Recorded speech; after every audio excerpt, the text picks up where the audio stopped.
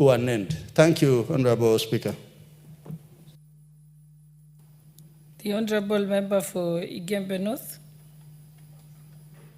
He has left. Okay. The Honorable Owen Baya. I see you on the list.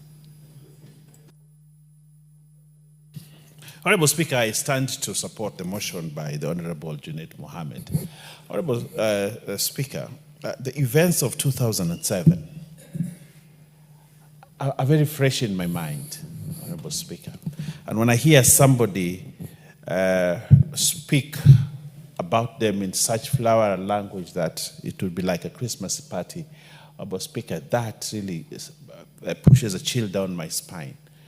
Because in 2007, when the post-election violence just started, I was in Mwatate, Honorable Speaker, and my family, my wife, and my 2 children, and one of them was just half a year old. Honorable Speaker, when now people started saying, "Kila mtu aende kwao,"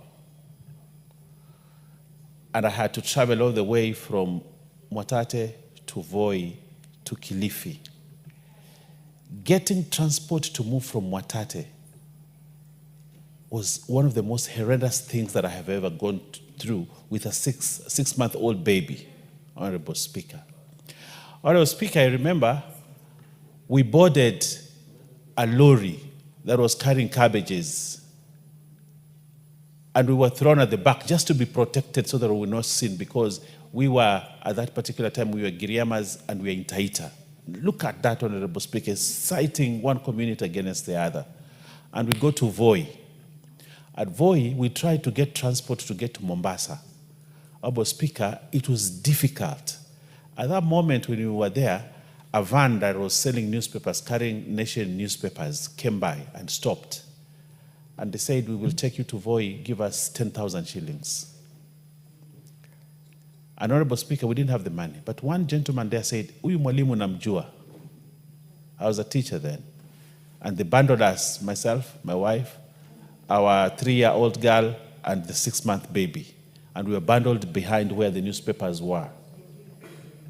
There was no oxygen, there was nothing. I remember my 3-year-old daughter actually passed out because we were being carried behind that van. And that van traversed, couldn't go through Mombasa because there were chaos in Mombasa.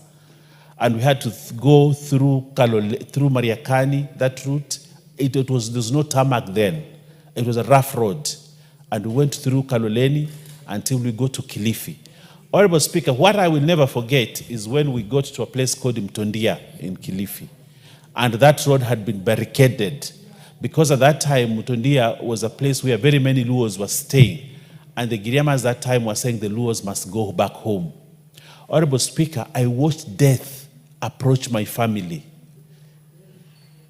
People came with pangas, hitting that vehicle, saying, "Who is being carried inside here? They must get out." And we got out, Honorable Speaker, shaken, with a 6-month-old baby and a 3-year-old girl out there. Just one old man said, "I know the father of this man." And that is how we were saved from death, Honorable Speaker.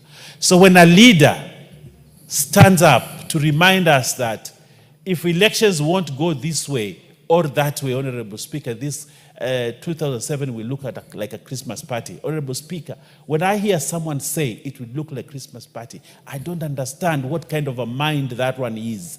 And that is a person that calls himself a leader. Honorable Speaker, that person must remain condemned. Honorable Speaker, I seconded the motion of his impeachment when it came to this motion. But I think it is not enough, Honorable Speaker. I think Geoffrey Rigathi Gachagua must be brought back to this House for another impeachment. Because the kind of things that he's talking about, the kind of things that he's inciting Kenyans against Kenyans, Honorable Speaker, we need to hold this country together.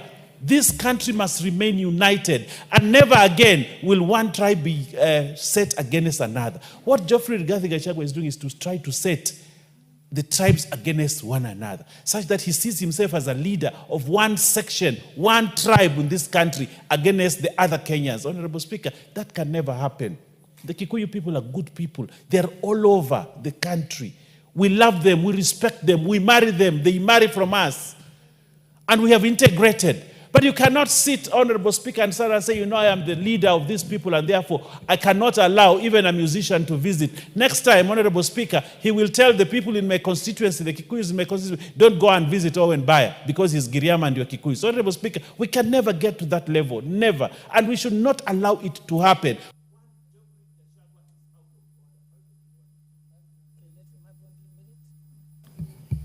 Honorable Speaker, one Geoffrey Rigathi Gachagua is out of order. And what he is doing is dangerous for this country, is dangerous in the fabric of this country, Honorable Speaker. And I want to ask NCIC to act. They have a law. They have powers. They need to come out of their cocoon and act. We cannot, if we allow one person to make those utterances, another person will also pick it up, another leader will also pick it up, it will become a chorus, and this country will go to the dogs. And I want to ask Geoffrey Rigathi Gachagua, the man that I once hosted in my home for lunch, stop what you're doing.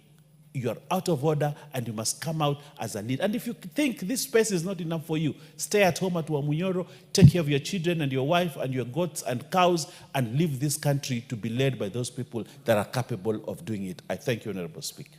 I think the Speaker had given us up to what time? What? 5:30. Okay.